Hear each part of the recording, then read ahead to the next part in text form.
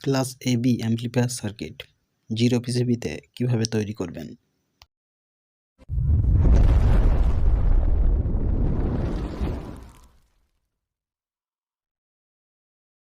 নমস্কার বন্ধুরা, take video চ্যানেলের একটি নতুন ভিডিওতে আপনাদেরকে স্বাগত জানাই।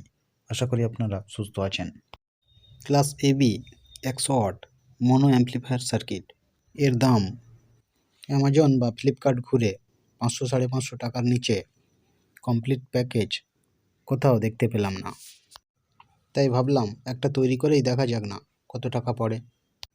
সেই মতো বাজার থেকে কিছু খুচরো পার্টস কিনে আনলাম। তবে চলুন দেখে নেওয়া যাক সার্কিটটি কিভাবে তৈরি করলাম এবং কত টাকাই বা খরচ হলো। আমি এখানে এই সার্কিটটি তৈরি করতে চলেছি একটি ভেরো বোর্ডে। এই সার্কিটটি আমি গুগলে পেয়েছি, কিন্তু এই সার্কিটটিকে একটু মডিফাই করতে হয়েছে, কেননা বাজারে সঠিক নাম্বারের সমস্ত পার্টসগুলি পাওয়া না যাওয়ার জন্য। আমরা এখানে স্পিকার আউটপুট স্টেজে সেই চেনা পরিচিত 2SC5200 এবং 2SA1943 ট্রানজিস্টার ব্যবহার করব। আমরা জানি এই ট্রানজিস্টারগুলি এক একটি 50 ওয়াট করে এবং এর একটি পেয়ার 100 ওয়াট আউটপুট দিতে পারে। এখানে সবথেকে শক্ত কাজটি হলো প্রথমেই ডিজাইন করে নেওয়া ভেরো বোর্ডে পার্টসগুলি কিভাবে কানেকশান করতে হবে। এখানে বাজার থেকে আনা আমার ভেরো বোর্ডে মোট 11টি কপার ট্র্যাক আছে। এখানে কালো কালিতে আঁকা ট্র্যাকগুলি হলো সেই কপার ট্র্যাক, এবং বাঁ দিকের সার্কিটটিকে এই কপার ট্র্যাকে কিভাবে প্রতিস্থাপন করতে হবে সেটি এখানে ড্রয়িং করে রাখা আছে। এই কাজটি একটু সময় নিয়ে করতে হবে, এবং এই কাজটি যত নির্ভুল হবে আমাদের সার্কিটটি ভুল হওয়ার সম্ভাবনা তত কমে যাবে। এই কাজটি করতে গেলে এক বা একাধিক জাম্পার ইউজ করা যেতে পারে, তবে জাম্পার যত কম ব্যবহার করে আমরা সার্কিটটিকে এই কপার ট্র্যাকগুলির মধ্যে প্রতিস্থাপন করতে পারবো, ততই আমাদের সার্কিটটি ভালো হবে। এবং একটি সার্কিট ডায়াগ্রাম ডিজাইন সঠিক হলে এই ভেরো বোর্ডে আমরা পরবর্তীকালে এর অসংখ্য ক্লোন তৈরি করতে পারি খুবই কম সময়ে এবং নির্ভুলভাবেই।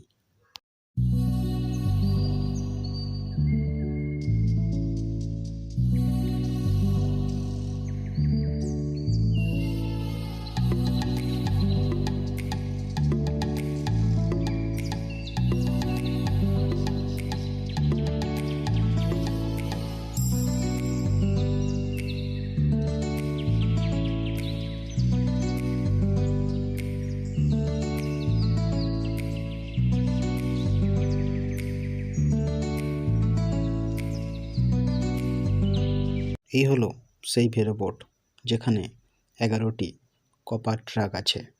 এখন আমরা সার্কিট অনুযায়ী পার্টসগুলি এই কপার ট্র্যাকে প্রতিস্থাপন করলেই আমাদের সার্কিটটি তৈরি হয়ে যাবে।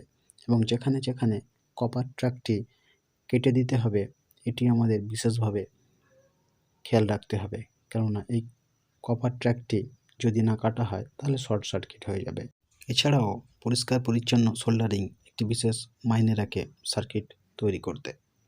এই হলো সেই কম্পোনেন্ট লিস্ট যেগুলো 100 watt mono AB class amplifier সার্কিটটি তৈরি করতে আমাদের প্রয়োজন হবে। এই সার্কিটটি তৈরি করতে আমার 150 টাকার কাছাকাছি পড়েছে আমাদের এখানকার মার্কেট অনুযায়ী। এটি জায়গা ভেদে কম বা বেশি হবে, এটাই স্বাভাবিক। তাছাড়া মার্কেটের আপ ডাউন তো আছেই, সে যাই হোক। তবে চলুন দেখে নেওয়া যাক সার্কিটটি কীভাবে তৈরি করলাম।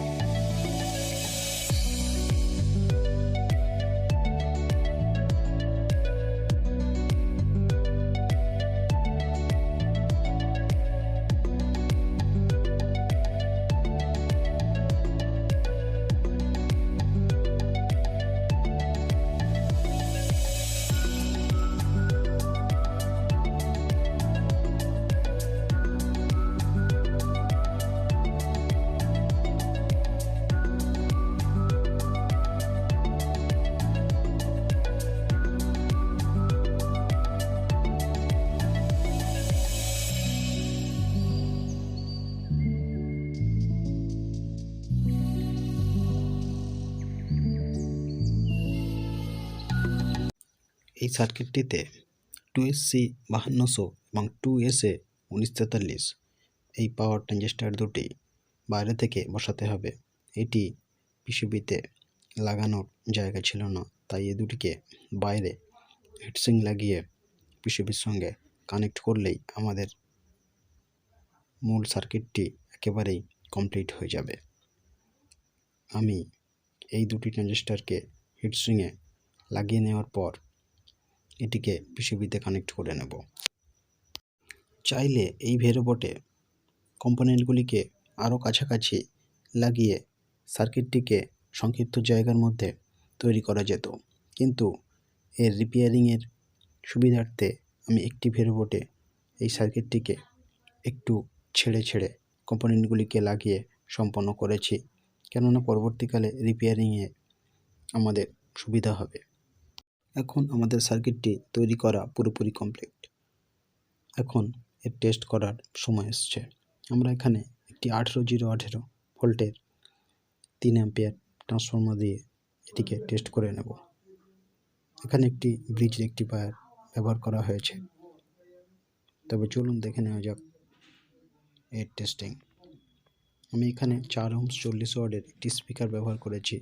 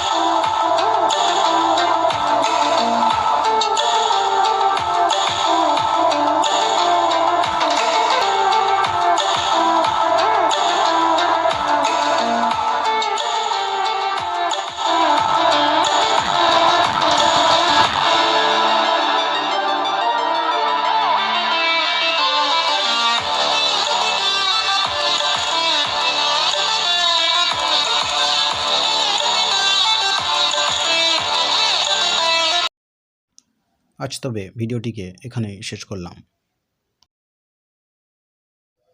এই ধরনের তথ্যমূলক ভিডিও পেতে আমার চ্যানেলটিকে সাবস্ক্রাইব করতে ভুলবেন না। ভিডিওটি ভালো লেগে থাকলে লাইক করতে পারেন, বন্ধুদের সঙ্গে শেয়ার করতে পারেন। আর ভিডিওটি সম্বন্ধে কিছু জানার বা জানানোর হলে কমেন্ট করতে পারেন কমেন্ট বক্সে। আমি কমেন্টের উত্তর দিতে চেষ্টা করব। এতক্ষণ ধরে ভিডিওটি দেখার জন্য অসংখ্য ধন্যবাদ। ভালো থাকুন, সুস্থ থাকুন আর চারপাশের পরিবেশকে সুস্থ রাখার চেষ্টা করুন। নমস্কার।